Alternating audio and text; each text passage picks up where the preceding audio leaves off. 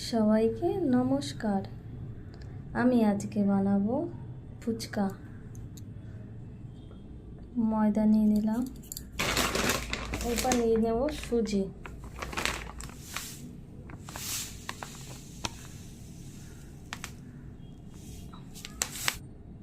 এবার একটু নিয়ে নেব খাই ছুটা, না সেবা, একটু লবণও দিতে পারলো। শক্ত করে মাখতে হবে, আধা ঘন্টা মতন ঢেকে রাখতে হবে। এখন আমি ফুচকার জন্য আলু সিদ্ধ দেবো। কুকারে জল দিয়ে দিয়েছি, আলু দিচ্ছি, 4-5টা কাঁচা লঙ্কা সিদ্ধ দিয়ে দেবো, কারণ আলু মাখার মধ্যে দিতে হবে, জলের মধ্যে দিতে হবে। এখন আলু মাখার জন্য আর ফুচকার জলের জন্য ভাজা মশলা করব। ধনে দিয়ে দিলাম, ধনেটা একটু ভালোভাবে ভাজা হোক, তারপরে জিরেটা দেবো, লঙ্কাও দিয়ে দিলাম, কেননা ওটা তো ছোটো, জিরেটা আগে হয়ে যাবে, এটা হতে যাবে না, ওই জন্য এটা আগে ভাজা করে নিতে হবে। এটা ভালোভাবে ভাজা হয়ে গেছে, এবার দেব জিরে।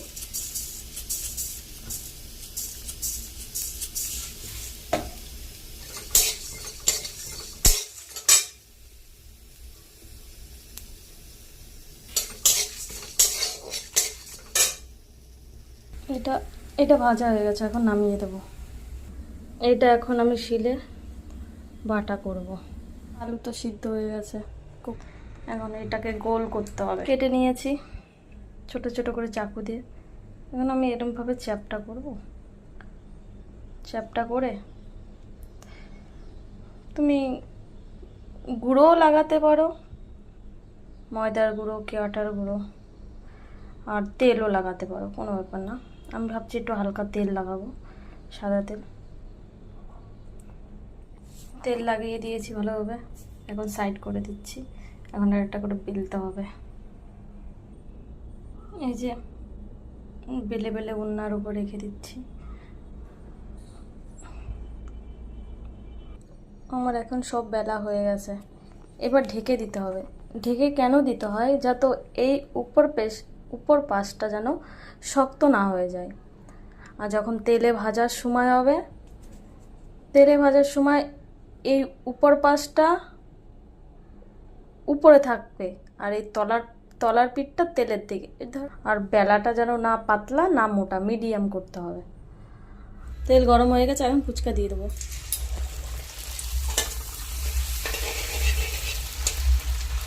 দেখো কি সুন্দর ফুলে গেছে।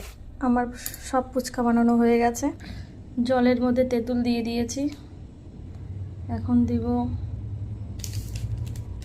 একটু লেবু দেব।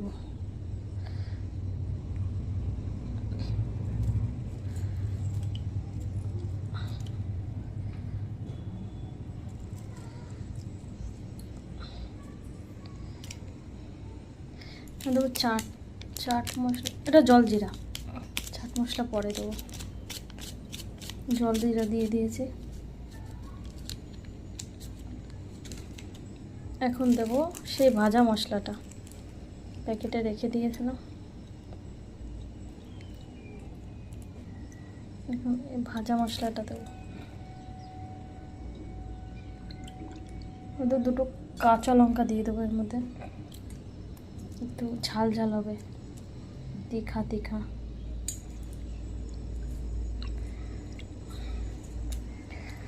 তারপর দিয়ে দেবো বিট লবণ। বিট লবণটা সাদা লবণ থেকে বিট লবণটা বেশি টেস্ট হয়। বিট লবণটাই বেশি ইউজ করতে হবে, এটাই বিট লবণটাই।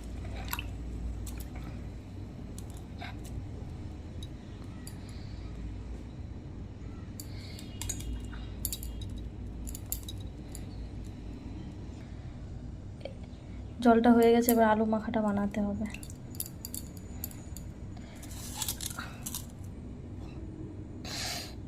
আলুটা মেখে নিয়েছি অনেকটা, আর ভালোভাবে মাখতে হবে।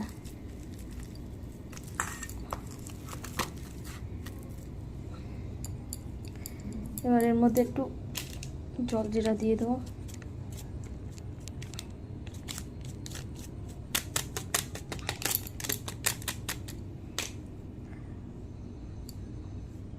এবার দিয়ে দেবো ভাজা মশলা।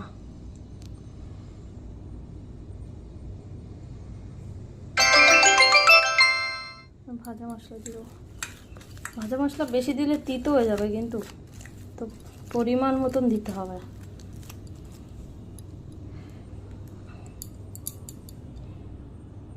বিট লবণ দিয়ে দেবো পরিমাণ মতন, একটু ধনে পাতা, ভালোভাবে মাখতে হবে। একটু পেঁয়াজও দিতে হবে। এবার আমি দিয়ে দেবো কাঁচা পেঁয়াজ।